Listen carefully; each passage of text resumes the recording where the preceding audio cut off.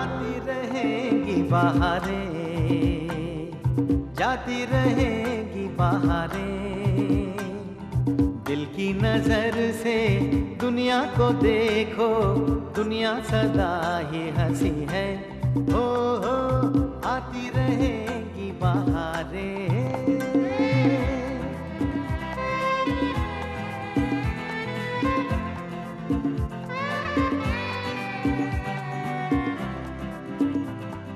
हंस हंस के सब दर्द भुला दे, हर गम को खुशियों की दुआ दे। गीत वफा के प्यार की सरगम बन के रहेंगे दिलों में सदा हम।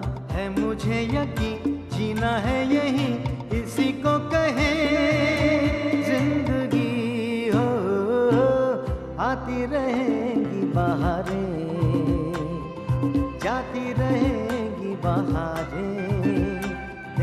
आती रहेंगी बहारें, जाती रहेंगी बहारें।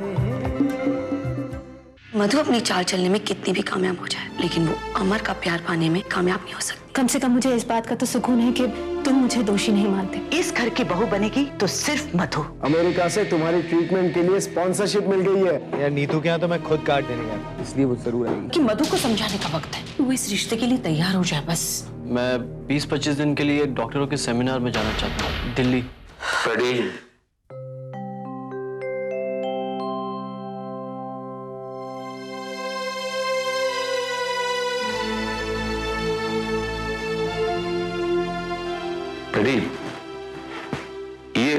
ये रख ले बेटा। ये क्या पापा? वैसे मैं कंजूस हूं, लेकिन तेरे जीवन की इस बदलती घड़ी में इस घड़ी से बेहतर और कोई तोहफा मुझे नहीं मिला बेटा। ये तुम्हें हमेशा आगे बढ़ते रहना सिखाएगी। मौसम बदल सकते हैं, लेकिन वक्त कभी नहीं रुकता। घड़ी की सुई हर हाल पे अपना सफर पूरा करती है। तुमने वक्त के साथ चलना और अपना सपना पूरा करना। थैंक यू पापा।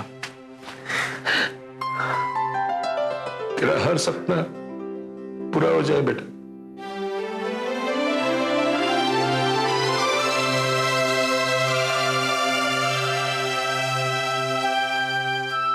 आज पैडी के सपने पूरे होने जा रहे हैं। उसका रेस्टोरेंट खुलने वाला है।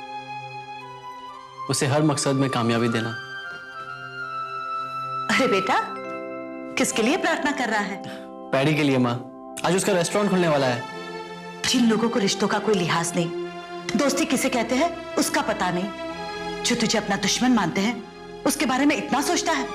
माँ, उनकी दुश्मनी के पीछे भी उनका प्यार छुपा हुआ है, जिसे सिर्फ मैं जानता हूँ। हाँ हाँ, तेरे दोस्तों में चाहे लाख बुराइयां क्यों ना हो, तुझे तो सिर्फ अच्छाइयां दिखाई देती है। मैं ही बेवकूफ हूँ जो तुझे बार बार समझाने की कोशिश करती हूँ। माँ, प्रसाद तो दो।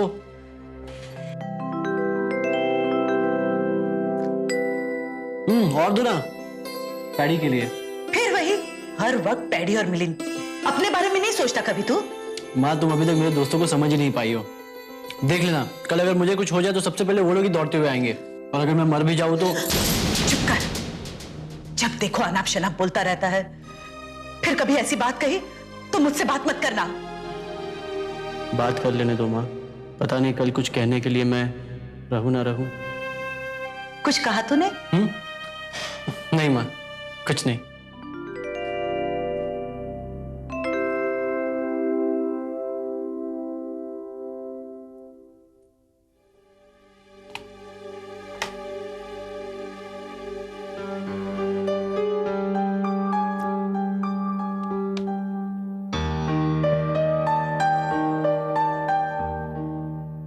हेलो डॉक्टर साहनी, मैं चंद्रकांत बोल रहा हूँ।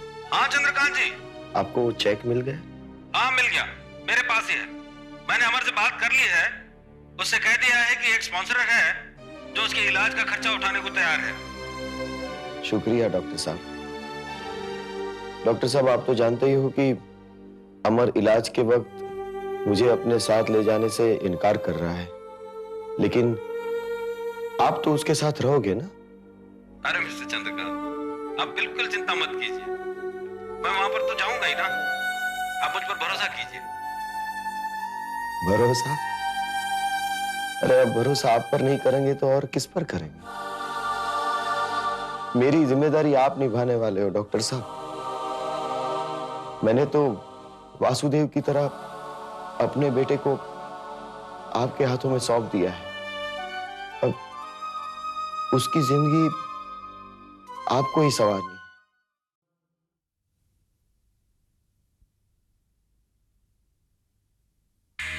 तुमने मुझे बुलाया? हाँ मधु, मुझे तुमसे कुछ काम है। क्या काम था? आज पैरी के रेस्टोरेंट का इनॉग्रेशन है। अब वो तरक्की की राह पर चली पड़ा है तो मैंने भी भगवान से उसके लिए प्रार्थना की है और ये प्रसाद उसे देना चाहता हूँ। तुम प्लीज इसे पैरी तक पहुंचा देना। तो तुम खुद क्यों नहीं दे आते? उसे भी अच्छा लगेगा कि तुम खुद वहां। नहीं मधु, तुम तो जानती हो कि हमारे रिश्ते ऐसे नहीं रहे और मैं वहां चाहते हुए भी नहीं जा सकता, और अगर चला भी गया तो पता नहीं पैरी कैसे रिएक्ट करेगा। मुझे मालूम है अमर, तुम इतने अच्छे इंसान हो, फिर भी तुम्हारे दोस्त तुम्हें समझ नहीं पाए। लेकिन तुम चिंता मत करो, मैं हूं ना तुम्हारे साथ।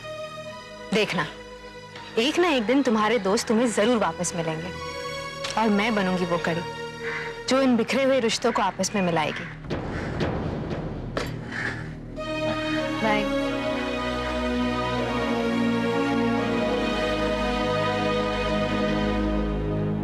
आइए बाबू साहब, बड़ा जायकेदार मसालेदार चना है।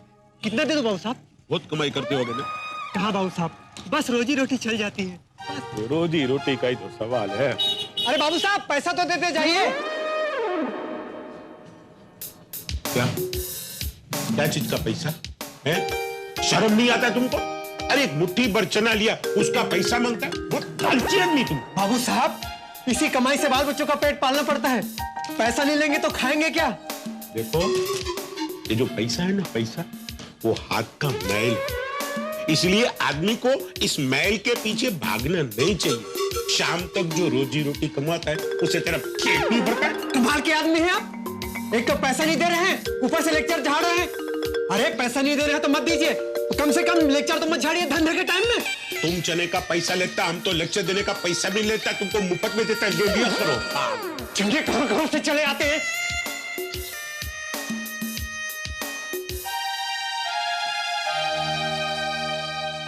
रजनीकांत।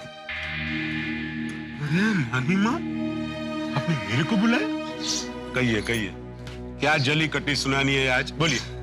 नहीं, मैं जानती हूँ उस दिन बहुत बुरा भला कहा मैंने तुम्हें। अरे नहीं नानी माँ, कैसी बात कर रही हैं आप?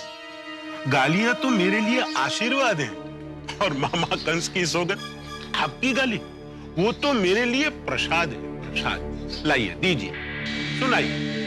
वो तुमसे एक बहुत जरूरी काम है और वो काम तुम्हारे अलावा कोई नहीं कर सकता। अरे आपने मेरे को इस लायक समझा?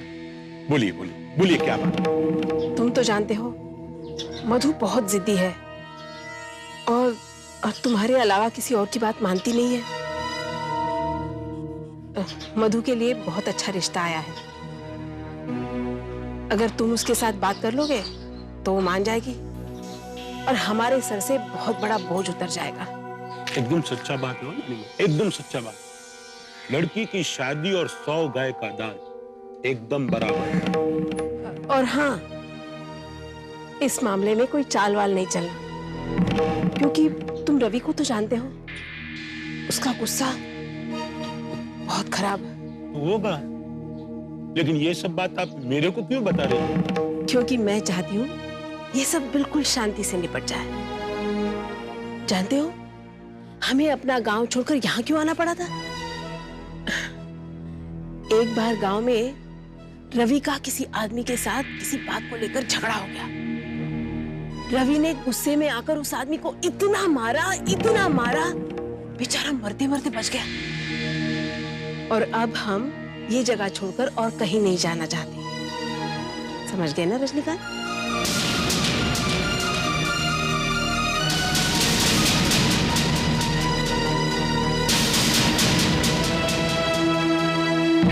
ये क्या तमाशा है रजनी का? जिसके मन में आता है तेरे कोई धमकी देके जाए।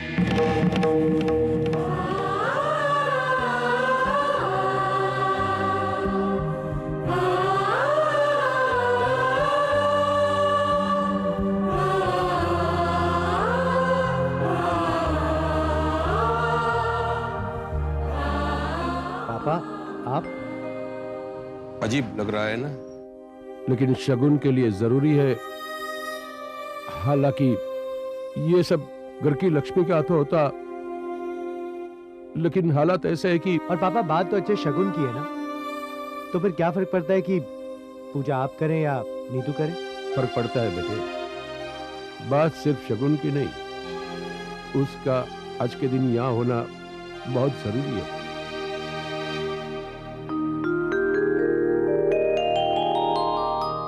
भगवान राम को भी सीता जी की सोने की मूर्ति बनवानी पड़ी थी, तभी तो जाकर वो पूजा में बैठे थे। पैडी,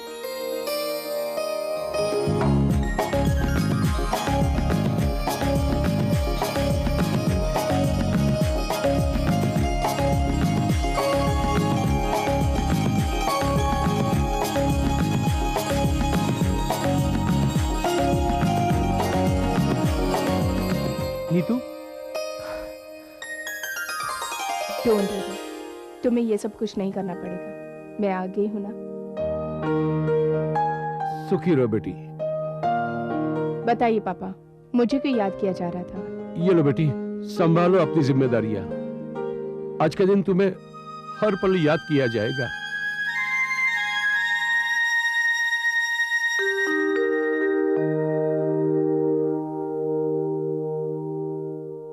तो तुम मेरी मूर्ति बनाकर मेरी कमी को पूरा कर रहे थे। मुझे मालूम था कि तुम जरूर आओगे। क्यों? इतना यकीन कैसे? उसी तरह जैसे मुझे मालूम था कि ये रेस्टोरेंट जरूर बनेगा, जैसे मुझे मालूम है कि मैं एक न एक दिन ऐसी हस्ती बन के दिखाऊंगा जिसकी परछाई को भी छूने के लिए अमर तरस जाएगा। और उसी तरह जैसे मुझे मालूम है कि हमारे प्यार के बीच में कभी भी कोई भी नहीं आ सकता। मैं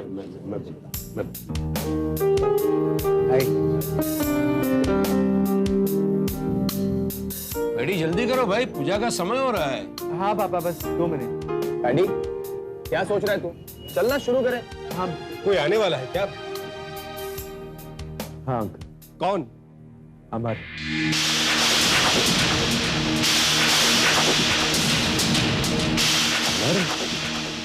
तूने अमर को बुलाया है? मैंने उसे बुलाया नहीं, लेकिन मुझे अच्छी तरह से मालूम है कि वो आएगा। फिर वो भी तो देखना चाहेगा कि हम लोग यहाँ पे कर क्या है। इससे हमारी कामयाबी बर्दाश्त नहीं होगी। चलेगा वो हमारी कामयाबी से, और मैं चाहता हूं कि वो जले, उसे भी तो पता लगे कि हमारी भी कुछ औकात है। तुम देखना मिलिंद, वो जरूर आएगा। आज के इस शुभ दिन पर किसी ने तुम्हारी सफलता की दुआ मांगी है।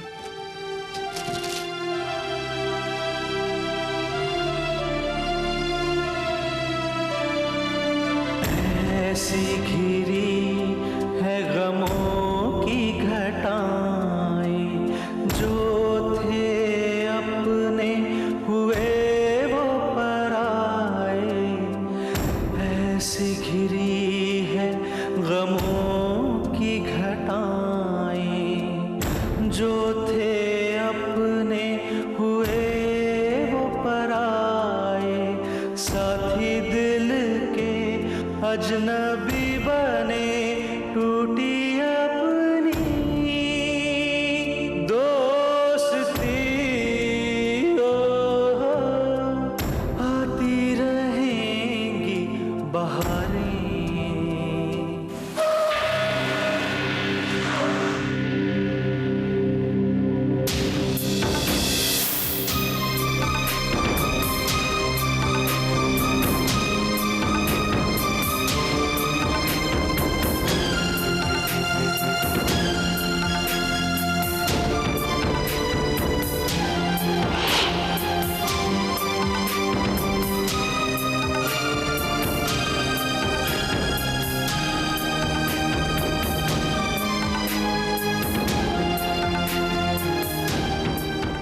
का आंसर।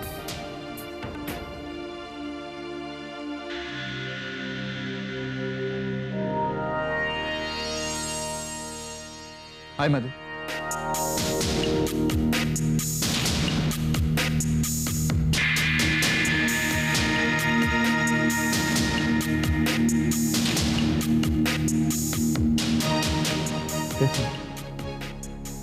तुम मुझसे कुछ कहना चाहती हो ना? You mistaken. ना तो मैं तुमसे पहले कुछ कहना चाहती थी और ना ही अब कुछ कहना चाहती हूँ। बिल्कुल झूठ। मैं तुम्हारी आंखों में साफ साफ पढ़ सकता हूँ कि तुम मुझसे कितनी बातें करना चाहती हो, लेकिन पता नहीं क्यों झिझक रही हो। मैं तो कहता हूँ कि अपने दिल की बात साफ साफ मुझे कह दो। देखो निखिल, तुम ये सब किसके कहने पर कर रहे हो ये मैं अच्छी तरह से जानती हूँ।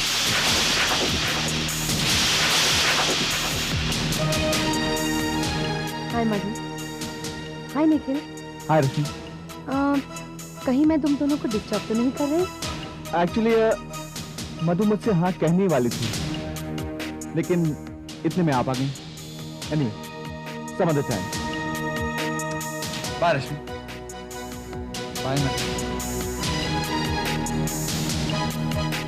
शायद तुम भूल गई मुझसे इस तरह खेलने का अंजाम क्या होता है। और ये क्या होता है? एक बार हारने के बाद भी ये पूछना तुम्हें कुछ अजीब नहीं लग रहा? अच्छा, तो शायद तुम अब भी उसे अपनी जीत में। मधु, वो तुम्हारी जीत नहीं बल्कि तुम्हारी सबसे बड़ी हार है। वो हमेशा तलवार की तरह तुम्हारी गर्दन पर लटकती रहेगी। और शायद तुम्हारा ये गुमान तभी टूटेगा जब अमर को सच्चाई का पता चलेगा। तब तुम उसके प्यार के लिए क्या, तुम उसकी दोस्ती तक के लिए सोचोगे।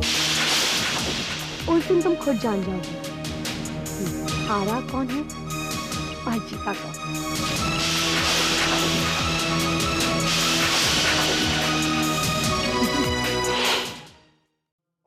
सूर्याय स्वाहा। ओम सुं सूर्याय स्वाहा। ओम सुं सूर्याय स्वाहा। ओम विश्वेश्वरी जगन्नाथेष्टे संहारिकाणी निद्रा भगवती विष्णोत्कुलते सा प्रभु स्वाहा। त्वं स्वाहा। त्वं स्वधा त्वं फष्कार स्वधा।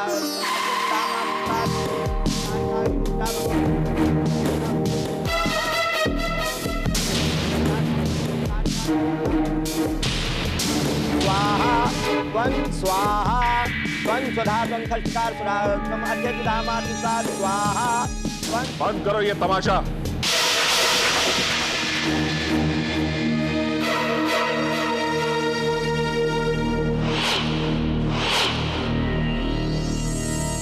तुम लोग यहाँ पे कोई रेस्टोरेंट नहीं खोल सकते। इस जगह पे मेरी एनओसी के बगैर कुछ नहीं हो सकता। क्या बकवास कर रहे हैं आप? आपको मेरी बात बकवास लग सकती है, लेकिन ये कोर्ट के कागजात देख लीजिए, शायद ये बकवास नहीं लगे आप। पापा, आप इन लोगों को चैन से जीने क्यों नहीं देते? आखिर आप चाहते क्या है? मैं इनकी हार चाहता हूँ, और जो इंसान मुझे ललकारे उसे तो चैन से नहीं जीने दूंगा। खासकर वो जो मेरी बेटी को मुझसे अलग करना चाहता हूँ, उसे तो हरगिज नहीं। इस बार इस कानूनी कागज को लेकर आप हमारे साथ सौदा करने आए? बहुत जल्दी समझ गए आप। मैं आप लोगों को एनओसी दे सकता हूं, लेकिन सोचिए मत, आप अपनी कीमत बोलिए। नीतू इस पूजा में नहीं बैठेगी और वो इसी वक्त मेरे साथ वापस जाएगी। हमें आपकी कीमत मंजूर नहीं है, आप जा सकते हैं। फ्रेडी, देखो, मेरे यहाँ ना रुकने से सिर्फ पूजा रुक सकती है, लेकिन मेरे यहाँ रुकने से हमारा ये रेस्टोरेंट का प्रोजेक्ट रुक सकता है। मगर नीतू, फ्रेडी, प्लीज समझने की कोशिश करो। इस समय जरूरी है कि हमारा ये प्रोजेक्ट शुरू हो। देखो, तुम अब एक बिजनेसमैन हो, अपने इमोशंस पर काबू करना।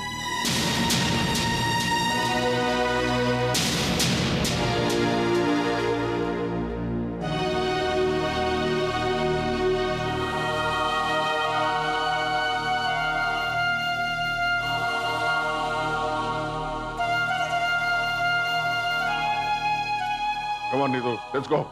पहले एनओसी दीजिए।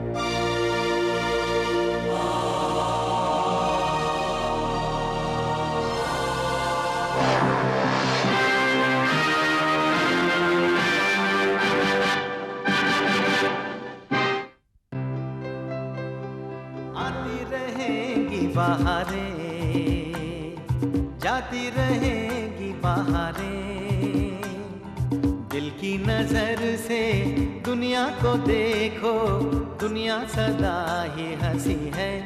हो आती रहे